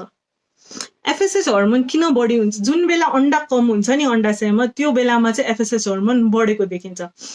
कस्तो हुन्छ भन्दाखेरि नि, एफएसएच हाम्रो दिमागले निकाल्ने एउटा तत्त्व हो है। यो एफएसएच निस्किन्छ अनि अन्डाशयबाट अन्डाहरूमा चाहिँ एक्ट गरेर अनि अन्डाहरूबाट चाहिँ एस्ट्रोजन निकाल्छ होइन। अनि फेरि यो एस्ट्रोजनहरू एक्सप्लेन गर्न आएन। ओके, जे होस्, एफएसएस चाहिँ के भएर बढी छ भने त्यसबाट के बुझ्यो भन्दाखेरि तपाईँको अन्डाशयमा चाहिँ अन्डा कम छ। सो एफएसएस कति बढी छ त्यसमा भर पर्छ। एफएसएच कुन महिनाको कुन दिन हेरेको छ, महिनावारीको साइकलको कुन दिन हेरेको छ त्यसमा पनि भर पर्छ। महिनावारीको 2 दिनमा हेरेको छ कि महिनावारीको 8 दिनमा हेरेको छ, फरक हुन्छ। सो 2 दिनमा हेर्नु पर्यो। अनि 2 दिनको दिनमा हेर्दाखेरि चाहिँ बढी आइरहेछ भने चाहिँ त्यो तपाईँको अन्डा घटेको सङ्केत दिन सक्छ। तपाईँ चाँडै गएर जचाउनको लागि, फर्टिलिटीको लागि 30 भन्दा धेरै छ अनि तपाईँको 2 चोटि नै 30 भन्दा धेरै आयो महिनावारीको दोस्रो दिनको दिनमा 1 महिनाको ग्यापमा भने त महिनावारी सुक्न आँट्यो भनेर बुझिन्छ। त्यस्तोबाट चाहिँ बिहे भएको 5 इयर्स भयो, बेबी भएको छैन। मेरो सिस्टरको यसको लागि चेक नि गरेको हो, बट भएन, केटिएम पोखरानी सब। अब के गर्दा ठिक होला? होइन, त्यो चेक गरेर कुन कारण निस्क्यो भन्ने कुरामा भर पर्छ। अब चेक गर्दैमा चाहिँ प्रेग्नेन्सी हुन्छ भन्ने छैन। चेक गरेर अनि के कारण निस्क्यो अथवा कुनै पनि कारण निस्केन कि कुनै पनि कारण निस्केन भने चाहिँ तपाईँ टेस्ट ट्युब बेबीमा जानु। अनएक्सप्लेन इन्फर्टिलिटी छ 2 वर्षको लागि भने चाहिँ त्यसको उपचार भनेको टेस्ट ट्युब बेबी हो। टेस्ट ट्युब बेबीबाट धेरैजनाको सक्सेस हुन्छ। हेलो म्याम, मेरो 3 टाइम्स मिसक्यारेज भएर अहिले 23 मन्थ्सको बेबी छ। I have miscarriage for 11 years now. I want to have a second baby also. तर मेरो पहिला मिसक्यारेज भएको बेला CS गरेको थियो, अहिले बेबी पनि CS नै गरेको। अब केही चान्स छ कि to have a baby? Okay, please suggest. Okay, so usually 2 times भन्दा धेरै CS रेकमेन्डेड छैन, तर इफ यु वान्ट दोस्रो बेबी यु क्यान डेफिनेटली 3-4 चोटि पनि CS हामीले गरेकै छौँ, त्यो केस हेरेर हुन्छ। सो तपाईँले ट्राई गर्न मिल्छ। ट्राई गर्न नमिल्ने होइन, नेचुरली भएन भने चाहिँ तपाईँ आउनु, आइभीएफबाट भए पनि प्रेग्नेन्सी गराउन सकिन्छ।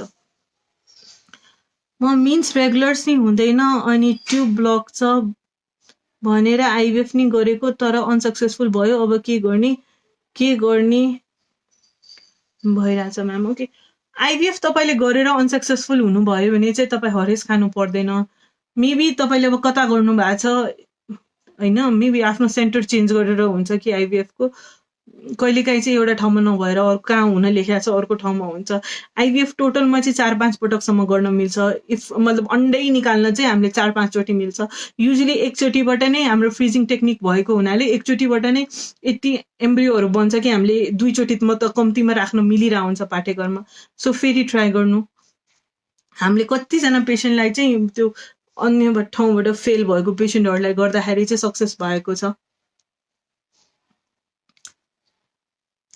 मैले नेचुरल जस्ट खाएँ 5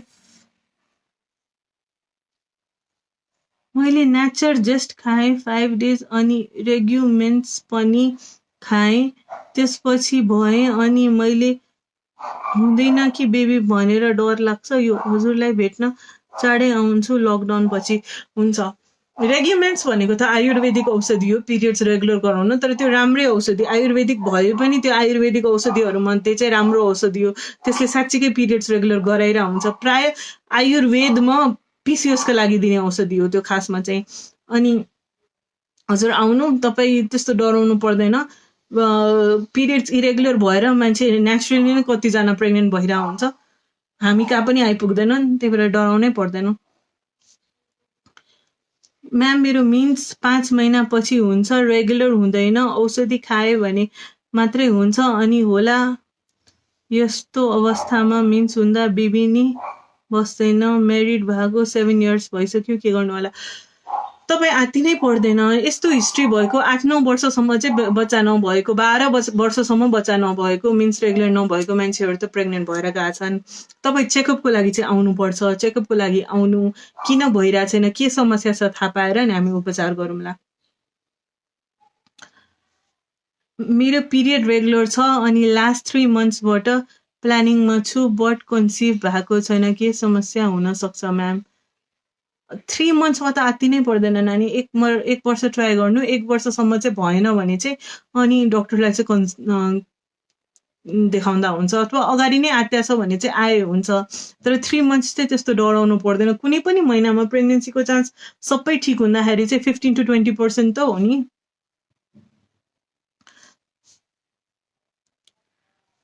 म्याम म आइटिपीको बिरामी हो मेरो प्लेटलेट्स काउन्ट्स धेरै लो छ र मैले रेगुलर मेडिसिन खानुपर्छ के म प्रेग्नेन्ट हुन सक्छ कि सक्दैन अभियसली सक्नुहुन्छ आइटिपीको बिरामीहरूको प्लेटलेटको जहाँसम्म समस्या हुन्छ मान्छेहरूको अब आइटिपी चाहिँ एकदम फ्रस्ट्रेटिङ चाहिँ हुन्छ त्यसमा प्लेटलेट काउन्ट चाहिँ लो हुन्छ त्यसलाई चाहिँ हामी मेन्टेन गर्नुपर्छ कोर्टिको स्टेरोइड्स दिएर भए चाहे स्टेरोइड्स दिएर होस् होइन त्यो प्लेटलेटको काउन्ट हामी सकेसम्म मेन्टेन गरौँला अनि प्रेग्नेन्सी डेफिनेटली हुनसक्छ आत्ति नै पर्दैन इभन प्लेटलेट काउन्ट ठिक छ भने त तपाईँको नर्मल डेलिभरी पनि हुनसक्छ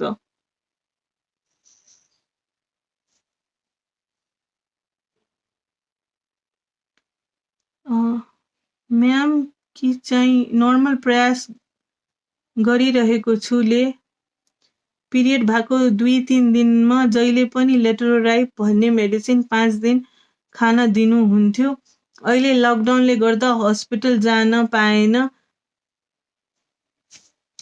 आज 3 दिन भयो जहिले पनि आज 3 दिन भयो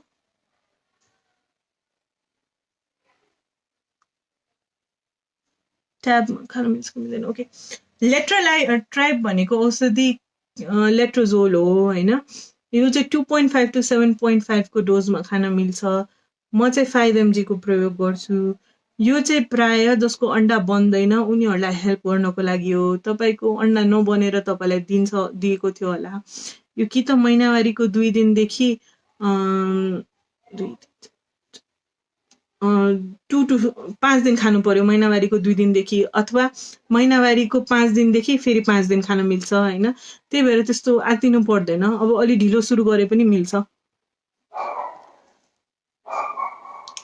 डाक्टर साहब नमस्कार, मेरो बुढीको गर्भवती भएको 9 महिना भयो तर लेफ्ट किडनीमा हल्का प्रब्लम छ भन्छ डाक्टरले, तर केही हुँदैन, यो सबैको हुन्छ, इन्फेक्सन भएको छैन भन्नुहुन्छ।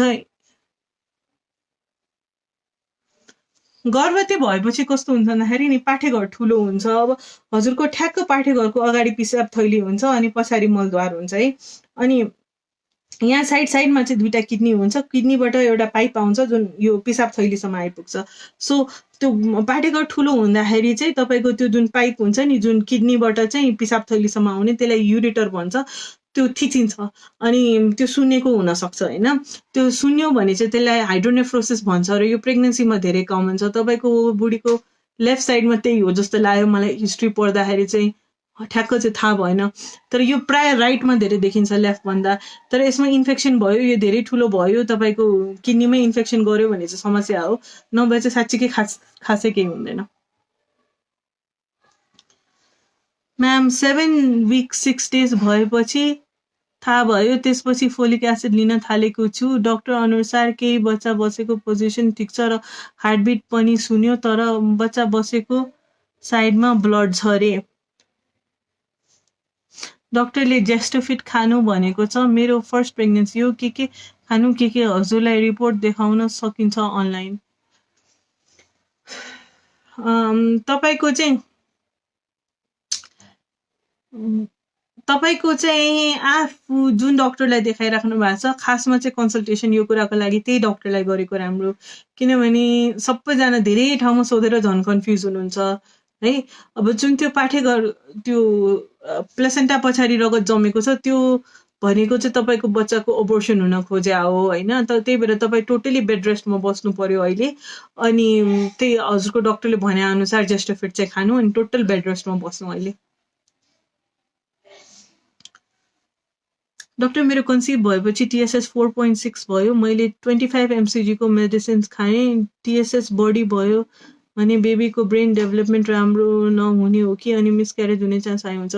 ओके, प्रेग्नेन्सीमा चाहिँ म पनि एकदम धेरै थाइरोइड हर्मोन चलाउने मान्छे हो। यो थाइरोइड हर्मोन चाहिँ किन चलाइरहेछ, मान्छेले चाहिँ थाइरोइड हर्मोन लेखेर दियो भने चाहिँ सबैजना आत्तिन्छन्, ला हामीलाई थाइरोइड भयो त्यही भएर हामीलाई लेखिदिनु भयो, थाइरोइड कहिले देखा परेको थिएन, त्यस्तो प्रश्नहरू चाहिँ धेरै आउँछ। तर थाइरोइड हर्मोन चाहिँ तपाईँलाई थाइरोइड भएर चाहिँ खासमा चलाइरहेको हुँदैन। प्रेग्नेन्सीमा चाहिँ टिएसएसको भ्याल्यु चाहिँ लेस देन 2 राख्नको लागि हो होइन। अब यो बहिनीले चाहिँ एकदम राम्रो क्वेसन सोध्नु भएको छ। टिएसएस 4.6 छ अनि यसले गर्दा बच्चाको ब्रेनको विकास हुँदैन कि। 4.6 चाहिँ त्यति धेरै छैन, सो तपाईँ चाहिँ आत्तिनु पर्दैन। तर यो थाइरोइड हर्मोन प्रेग्नेन्सीमा दिने कारण के हो भन्दाखेरि थाइरोइडको कन्ट्रोलले गर्नुभन्दा पनि बच्चाको विकासको लागि हो कि बच्चाको ब्रेनको विकासको लागि हो। अहिलेको स्टडिजहरूले के देखाएको छ कि बच्चाले आफ्नो लागि चाहिँ आफै थाइरोइड हर्मोन बनाउन सक्दैन। बाहिरबाट चाहिँ थाइरोइड हर्मोन हामीले आमालाई खान दियो भने चाहिँ त्यो बच्चालाई जान्छ र बच्चाको ग्रोथ राम्रो हुन्छ र ब्रेनको विकास राम्रो हुन्छ। बच्चाको ब्रेनको विकास त्यही बच्चालाई थाइरोइड हर्मोन दिनु र नदिनुमा यति फरक हुन्छ कि त्यो बच्चा भोलि पर्सि गएर हार्वर्डमा पढ्नु र एउटा स्टोरमा सामान बेच्न काम गर्ने होइन, त्यतिको डिफ्रेन्स हुन्छ इन्टेलिजेन्समा भनेर भन्छ। सो त्यो हिसाबले चाहिँ थाइरोइड हर्मोन सप्लिमेन्टेसन गर्न राम्रो हो अनि अबोर्सनको रिस्क पनि कम हुन्छ। तर तपाईँको जुन 4.6 छ त्यो त्यति धेरै छैन, तपाईँ नआत्तिनु। तर तपाईँको त्यो रिपोर्ट हेरेर चाहिँ मेरो विचारमा चाहिँ कम्तीमा 25 mg चाहिँ खानु प्रेग्नेन्सी पऱ्यो।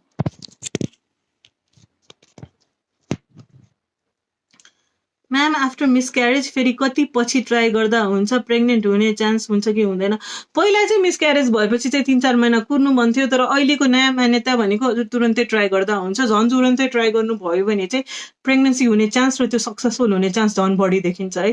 तर त्यो मैले मात्र भनेको कुरा, नेपालमा चाहिँ धेरैजनाले कुर्न भन्छ, तर अहिलेको तत्कालीनको स्टडिजहरूले अन्तर्राष्ट्रिय स्टडिजहरूले चाहिँ भनेको कुरा यही नै हो। तपाईँले नेक्स्ट मन्थदेखि नै ट्राई गर्न मिल्छ।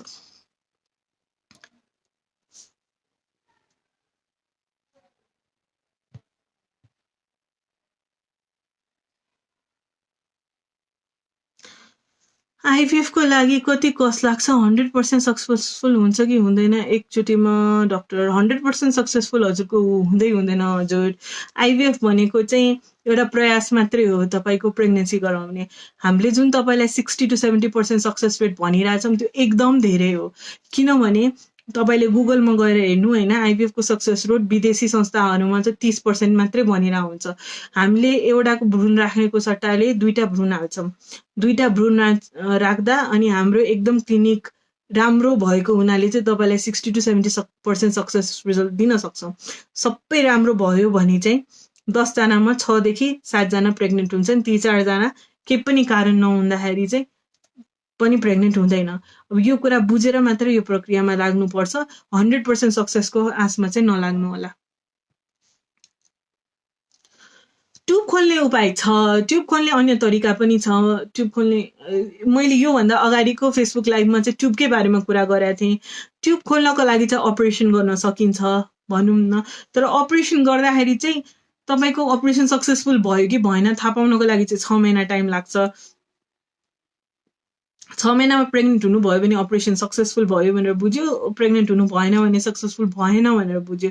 सो तपाईँ चाहिँ अपरेसनतिर लाग्नुभन्दा चाहिँ मेरो विचारमा चाहिँ टेस्ट टु बेबीतिर लाग्नु होला। म्याम मेरो नलीमा बच्चा बसेको थियो, काटेर फालेको, अब बच्चा हुन्छ कि हुँदैन भनिदिन्छु न। ओके, नलीमा बच्चा बस्नु भनेको एक्टोपिक प्रेग्नेन्सी हो है। नलीमा बच्चा त बस्न सक्छ तर बच्चालाई चाहिँ ग्रो गर्न सक्दैन, किनभने नली बच्चाको बस्ने ठाउँ नै होइन, त्यसको लागि बनेकै कुरा होइन। त्यो 8-9 हप्तापछि चाहिँ फुट्छ, पेटभित्रै ब्लिडिङ हुन्छ र तपाईँको ज्यान पनि जान सक्छ। सो बेलामै ट्युब काटेर फालिदिनु भयो, त्यो चाहिँ राम्रो गर्नुभयो। अब यो समस्या चाहिँ एकचोटि भएको मान्छेलाई फेरि हुन सक्ने पनि सम्भावना हुन्छ, यसको रिपिटेसन हुन सक्छ। अनि तपाईँको एउटा नली इन्फेक्सन भएर नै प्रायः जसो नली बिग्रिन्छ अनि बनेको भ्रूण चाहिँ पाठ्यवर्षमा आउन सक्दैन। सो इन्फेक्सन चाहिँ एकतिर मात्रै प्रायः हुँदैन, दुईटैतिर पनि हुन्छ प्रायः। मैले पहिला पनि भनेको थिएँ यो कुरा। सो तर अर्कोतिर चाहिँ इन्फेक्सन केही भएर भए छैन अनि तपाईँको अर्को नली हजुरको खुला छ भने चाहिँ हजुरको नेचुरली नै प्रेग्नेन्सी हुनसक्छ एउटा नलीबाट भए पनि। ट्राई गर्नु भएन भने चाहिँ आइभीएफको लागि हामीलाई सम्पर्क गर्नु होला।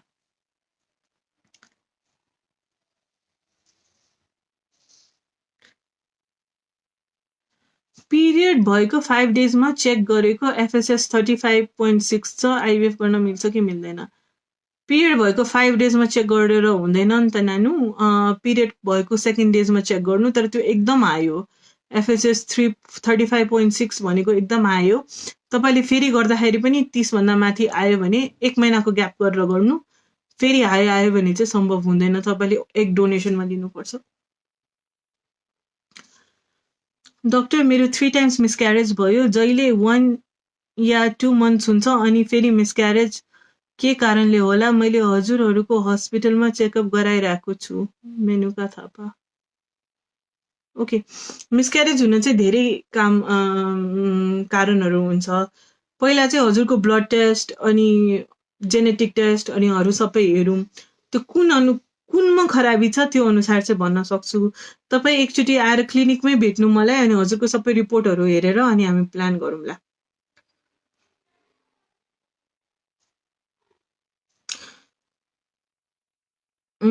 म्याम अब कहिलेदेखि वात्सल्य रिज्युम हुन्छ? वात्सल्य चाहिँ लकडाउन खुलेपछि चाहिँ रिज्युम हुन्छ। अहिले चाहिँ प्रेग्नेन्ट पेसेन्टहरूलाई चाहिँ हामी हेरि नै रहेछौँ, तर त्यो हप्ताको 2 दिन अहिले चाहिँ त्यसरी हेरिरहेछौँ प्रेग्नेन्ट इमर्जेन्सी पेसेन्टहरूलाई। तर आइभीएफ एज पर से चाहिँ आई थिङ्क लकडाउन पछि नै सुरु हुन्छ होला। हामी नोटिस राख्छौँ फेसबुकमा सुरु गर्ने बेला।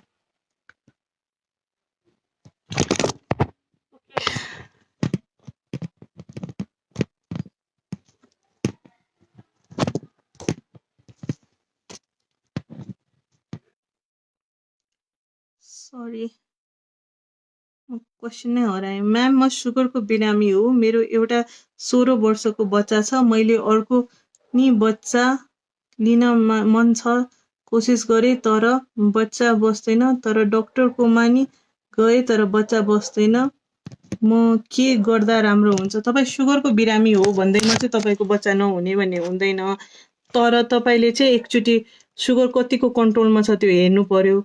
अनि सुगर कन्ट्रोलमा छैन भने चाहिँ बच्चा बस्न पनि गाह्रो मान्छ अनि बच्चा बसिहाल्यो भने पनि त्यो अबोर्सन भएर जान सक्छ सो अथवा अङ्गभङ्ग भएर जान सक्छ सो तपाईँ चाहिँ क्लिनिकमै हामीलाई सम्पर्क गर्नु अनि त्यसपछि हेर्छु अरू कुनै कारण छैन सुगर कन्ट्रोलमा ल्याएर प्रेग्नेन्सी ट्राई गर्न मिल्छ